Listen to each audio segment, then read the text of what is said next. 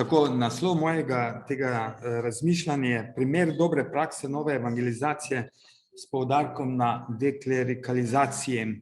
Sem vesel, da je bilo to predavanje Tadeja Steguja pred mano, zaradi tega, ker se mi zdi, če realno pogledamo situacijo v pastorali, da je že veliko premikov storjenih na tem področju deklerikalizacije.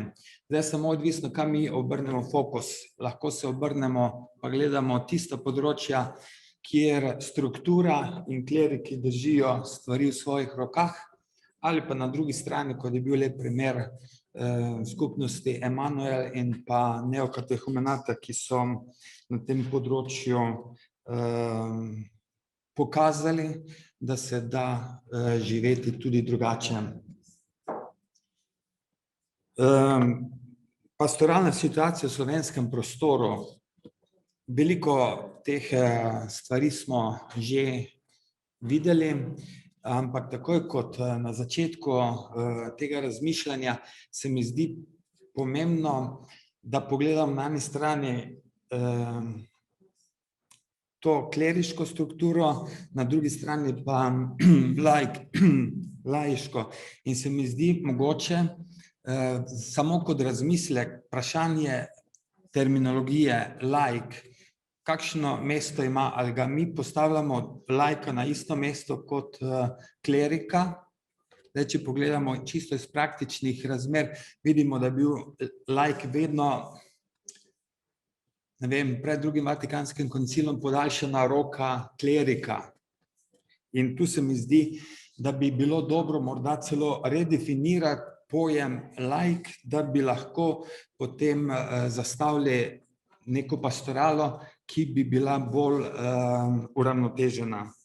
Tukaj imam potem samo par dokumentov, ne bom bral tega, ki govori o laikih. Sam drugi Vatikanski koncil, dokument o laikih, potem sklepni dokument plenarnega zbora Cerkve na Slovenskem pravi v točki 394, Cerkev na Slovenskem se na pragu novega tisočletja živo zaveda nenadomestljivega poslanstva, ki ga imajo v procesu evangelizacije slovenske družbe krščanski laiki. Pomeni, da nekje v enem kotičku možganov nam začelo delati, zdaj v konkretnih premikih pa še bo verjetno nekaj časa trajalo. Potem zanimiva so tudi ta letna poročila Cerkve na Slovenskem, kjer je tudi veliko besed o laikih, kaj je narejeno, kje delajo, po drugi strani pa še veliko prostora za to uresničevanje poslanstva misijona laikov v cerkvi, naših občestvih, naših župnijah.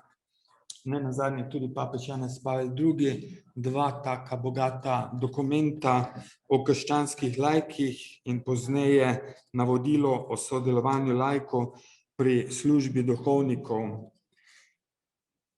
Pomeni, to je ena taka situacija, kjer si bi želeli mogoče bolj jasno ali pa bolj izenačeno vlogo, na eni strani kleriki, na drugi strani pa laiki.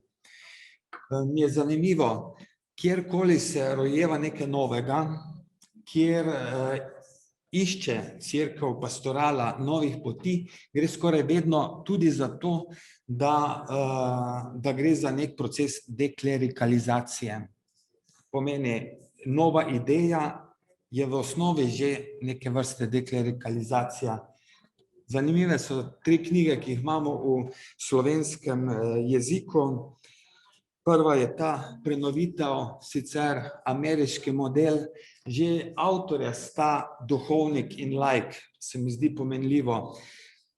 In pa potem knjiga, ki ni samo opevanje neke pastoralnega uspeha pa neke uspešne poti, ampak taka odprta, ki pokaže na šibka področja in gre tudi drugam, gre tudi protestantom pogledati, kako delajo, kako uspevajo in se uči za to, da so lahko postavili recimo temu model deklerikaliziran model pastorale.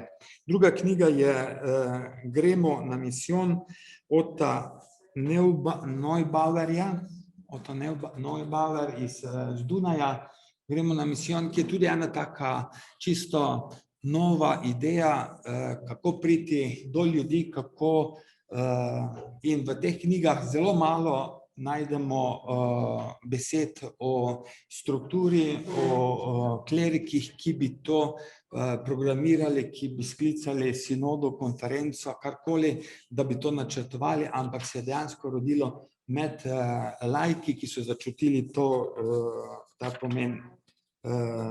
pomen laiškega misijona. In tretja knjiga, tudi prav zanimiva, ki pa na prvi pogled daje vtis, kako da gre za neuspeh. Župnik, ki je bil zelo aktiven, ki je bil uspešen klerik, ki je dobro delal, ki je bil predan svojemu poslanstvu, ampak v nekem trenutku je naredilo klik in je rekel, tako več ne gre naprej. Tak župnik več ne more biti, ker se mu je zdelo, da samo on dela.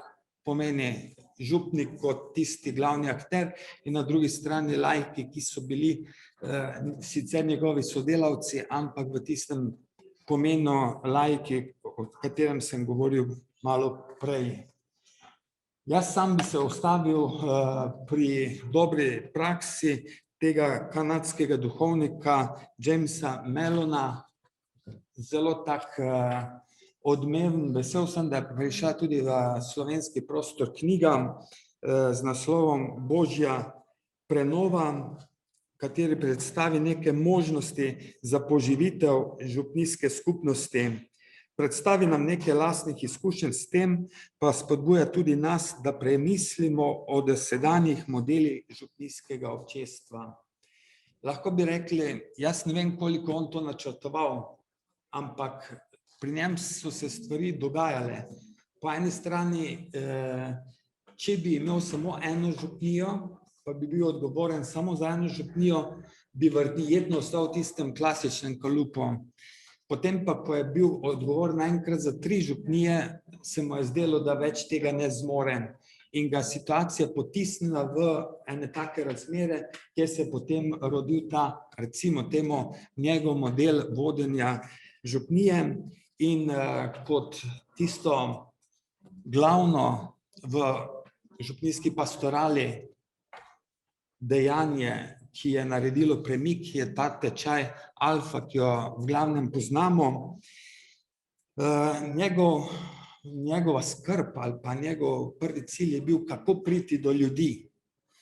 In če mi pogledamo to našo pastoralo, če pogledamo kleriško, smo mi predvsem kleriki za ljudi, ki jih imamo, za spreobrnjene ljudi, ki so tako že zdaj in tukaj. Njegova želja pa je bila priti tudi do tistih ljudi, ki so daleč stran, ki so pa jih ni, ki so kristjani, pa jih ni tukaj. In tukaj mu je neverjetno uspelo. On je začel dosledno izvajati tečaj Alfa.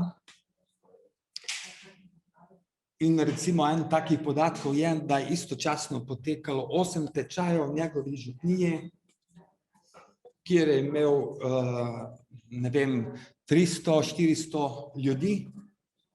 In kar je zanimivo, ena tretjina od teh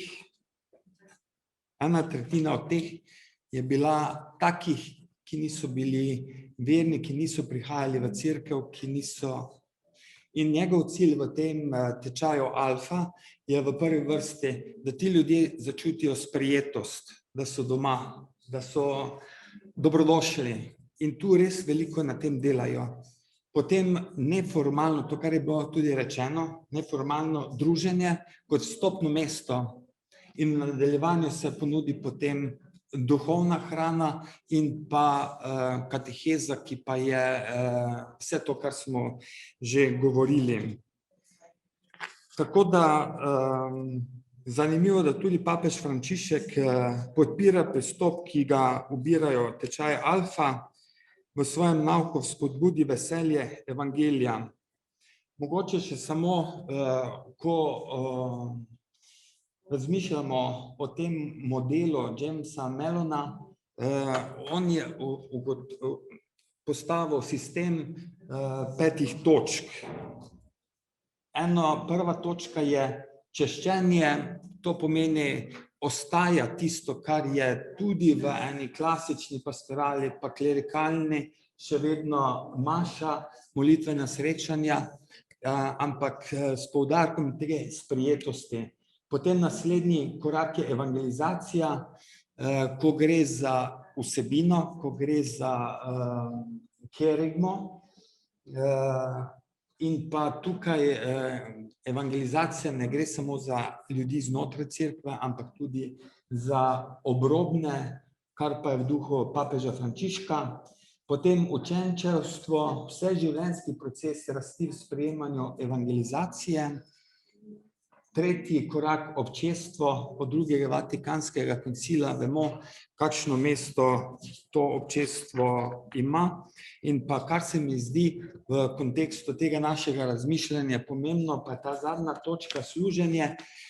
Če pogledamo tečaj Alfa, od tistega, da je nekdo sprejet, do spreobrnenja in pa tiste akcije, da je posameznik pripravljen sprejeti tudi neko odgovornost znotraj skupnosti.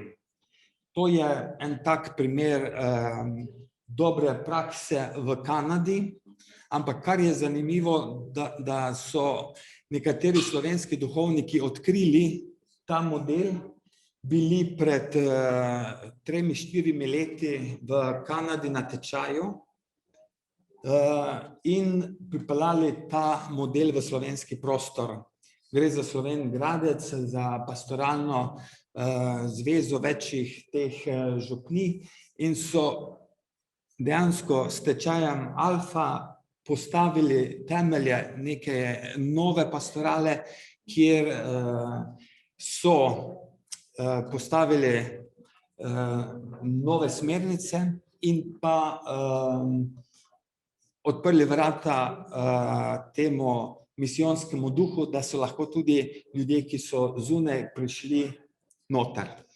2-3 dni nazaj sem poslušal enourno oddajo o tem modelu, 3 dni nazaj, na družini, tako je pogovor o tem in je zanimivo. Mogoče samo mi je bilo pomenljivo, nekateri očitajo, da gre za amerikanizacijo slovenske pastorale.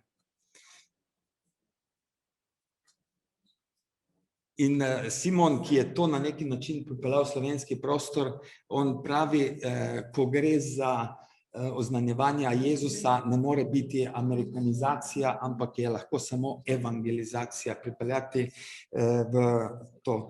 Potem Simon in pa še nekateri so zbrali preko Zooma, zdaj v tem času pandemije, skupino duhovnikov. Na prvem srečanju nas je bilo 20-25, zraven je bil tudi škof, kjer so se ogreli ob tem modelu, ob tej knjigi, skupaj prebirajo in tako, da če gledamo daljnoročno, bi se znalo na tem področju kakšna stvar spremeniti v tej smeri deklerikalizacije. Za konec se mi postavlja eno vprašanje, ki je odprto, in to je, ali deklerikalizacija pojav, ki ga mi lahko programiramo, ki si ga mi lahko zaželimo in ga mi kontroliramo, na eni strani, ali na drugi strani, da moramo biti potisnjeni v tako situacijo, ko ne bo več dovolj duhovnikov in župnikov in klerikalnih pastoralnih delavcev. Tu se mi postavlja eno tako vprašanje. Na koncu James Mellon pravi, ima en tak simpatičen primer, spomin, ko se je Titanik potopil leta 1912. Vse verjetno poznamo zgodbo, ko se je potopil, so splavili 18 reševalnih čolnov. In na teh 18 čolnih je bilo 700 prostih mest še. torej bi še jih lahko rešili, pa jih niso rešili, zaradi tega, ker ko so se ti rešili, so odplavili stran, 1500 ljudi je plavalo v vodi, mnogi so potonili zaradi tega, ker so bili oni daleč v stran in niso bili vakci, da bi jih rešili. In on pravi, da je velikokrat v naši cerkvi podobno, da smo cerkev na valovih, ko gledamo svet in vse to, kar se dogaja, in si ne upamo iti reševati teh ljudi. Mogoče tudi to v kontekstu te deklarikalizacije aktualno za nas danes. Hvala.